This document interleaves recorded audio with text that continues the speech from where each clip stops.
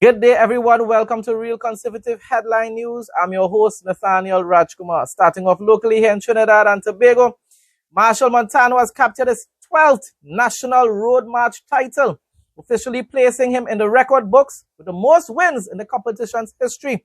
The announcement came on Wednesday from Ainsley King. Montano's winning anthem was played 171 times across judging points.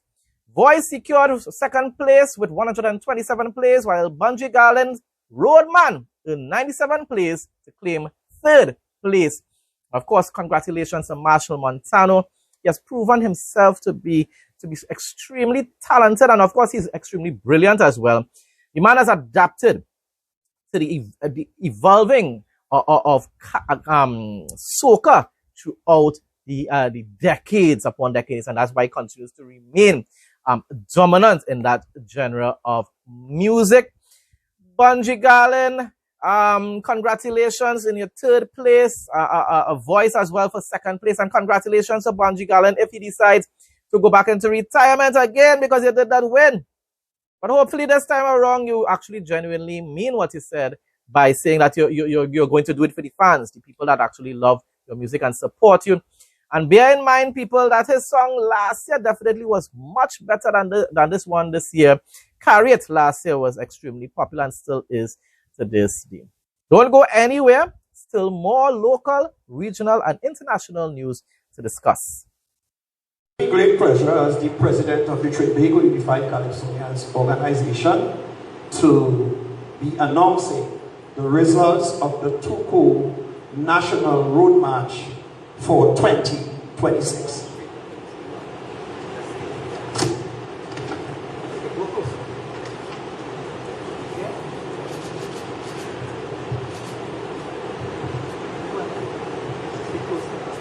I know there's high anticipation out there, so I'm going to go straight into announcing the first three in the competition. But before I do that, I want to congratulate each and every one that participated. So, ladies and gentlemen, the TOBAGO Road March 2026, starting at third place. In third place, we have Ian Alvarez, Bunji Garland, song Roadman, played 97 times.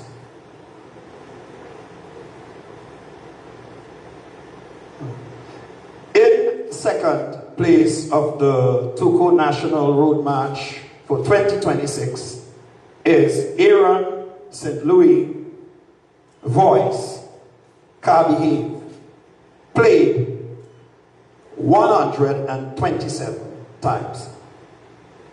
And ladies and gentlemen, our road march for 2026 in the National TOBAGO Road March competition is Machel Montano, encore, played 171 times. That's it for the results. My task was very easy. Swift coordinated cleanup after Carnival is being credited to the National Program for the Upkeep of Public Spaces, spearheaded by the Ministry of Rural Development and Local Government.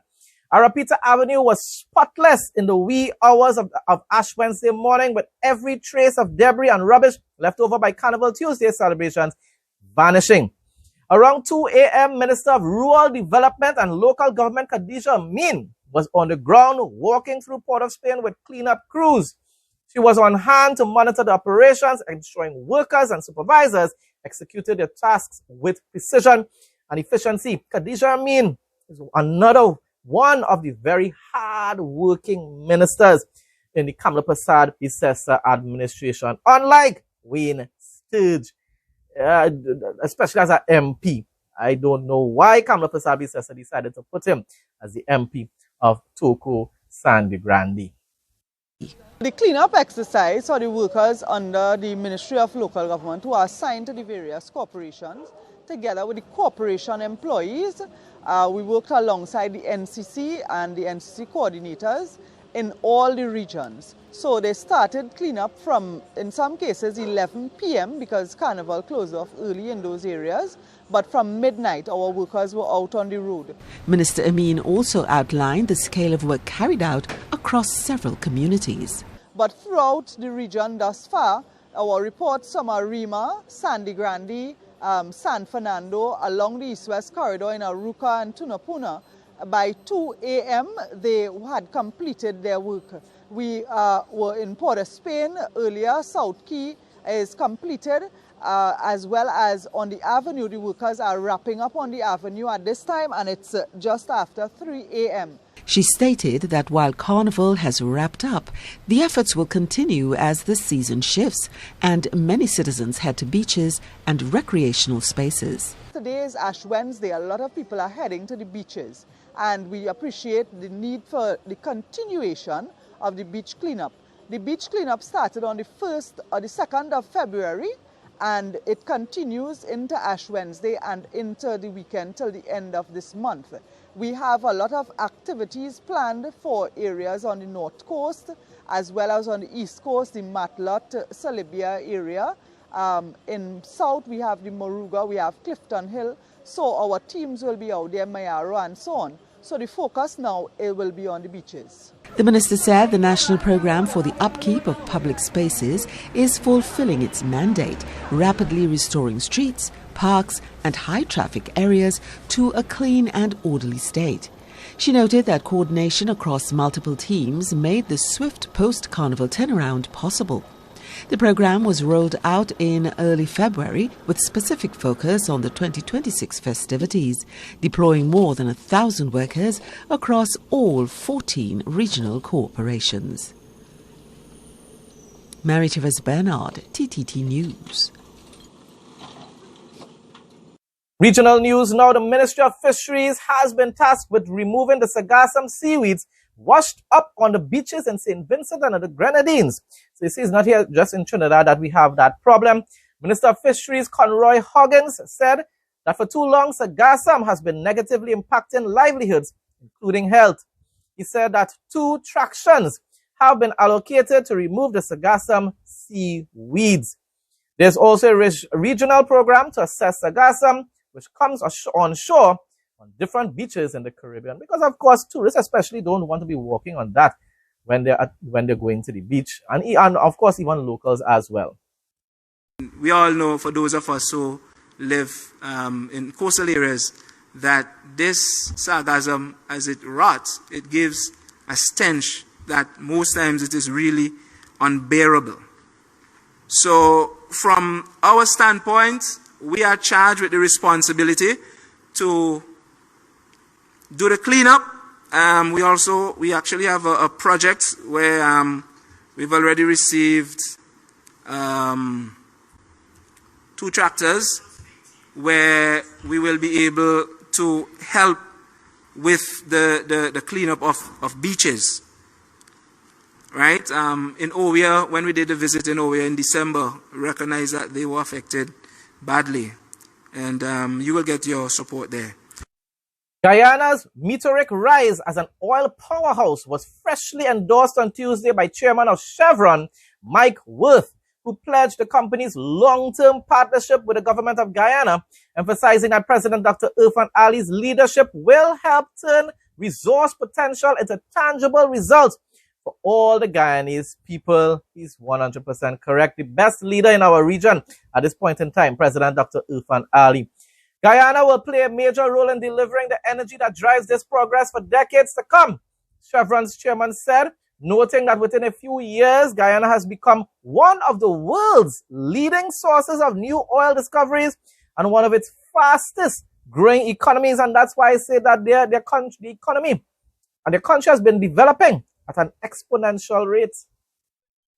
Trans-Jamaican Highway Limited wants compensation from the government after a 15-day toll suspension tied to Hurricane Melissa erased some US $3.5 million from fourth quarter revenue, even as the company posted its strongest annual results since listing on the Jamaica Stock Exchange. I wonder if Trans-Jamaican Highway is state-owned.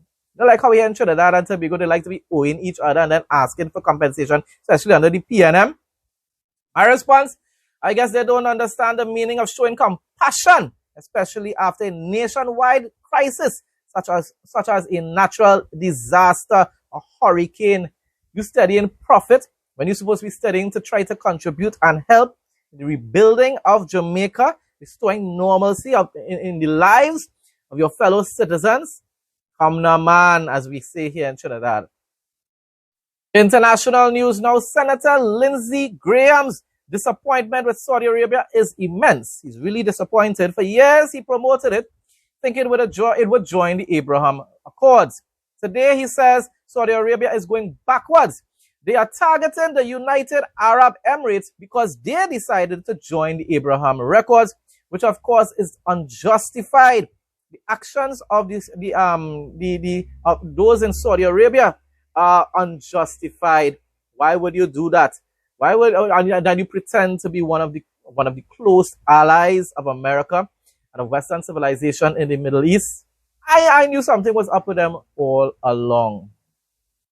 A spokesperson for the United States Embassy in Israel denied in a conversation with the Daily Mail that Tucker Carlson was detained, claiming that he received the same questions during the passport checks that countless visitors to Israel received, including Ambassador Huckabee and other diplomats as part of the regular entry and exit from Israel. They have no choice but to take those types of precautions, people.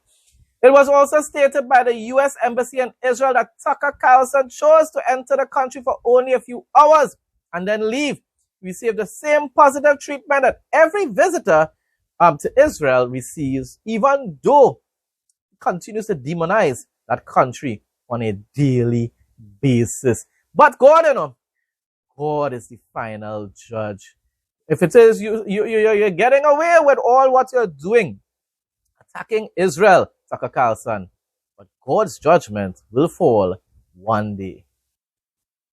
Now for the interesting fact segment, after 2 decades as a high-earning software engineer, Sean Kay found his career upended when AI replaced his role in 2024. Like how robots were replacing people. I think it's iRobot is the name of the movie with Will Smith.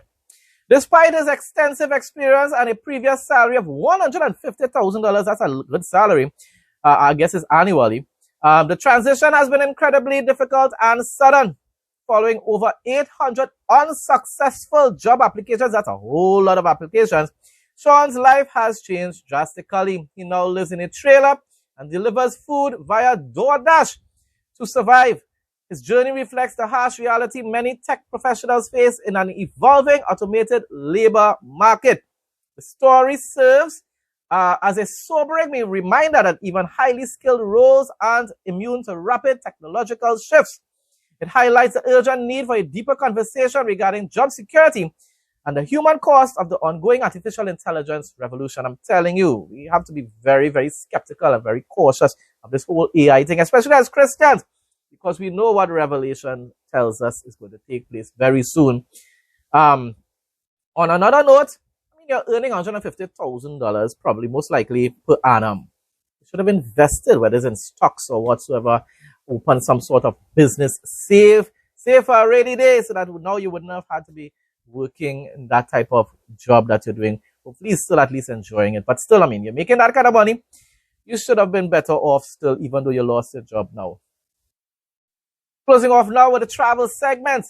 Pamukkale, meaning Cotton Castle in Turkish, is a surreal UNESCO World Heritage Site in southwestern Turkey, renowned for its dazzling white limestone travertines and mineral-rich thermal pools cascading down a hillside. Sounds so beautiful. Visitors can walk barefoot on the calcium deposits, soak in warm, milky blue water, and explore the ancient Roman spa city of Hierapolis, including its amphitheater and Cleopatra's pool. Wow, definitely should be added to my wish list of places to visit in the future.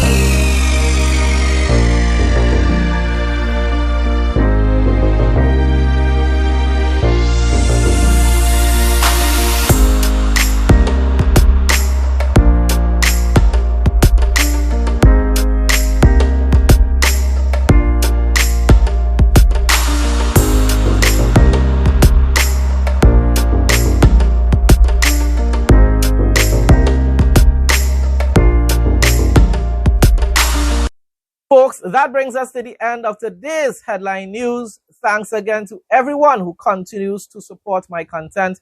Please like, comment, share, and subscribe. Stay blessed and stay safe, most of all. In Jesus' name.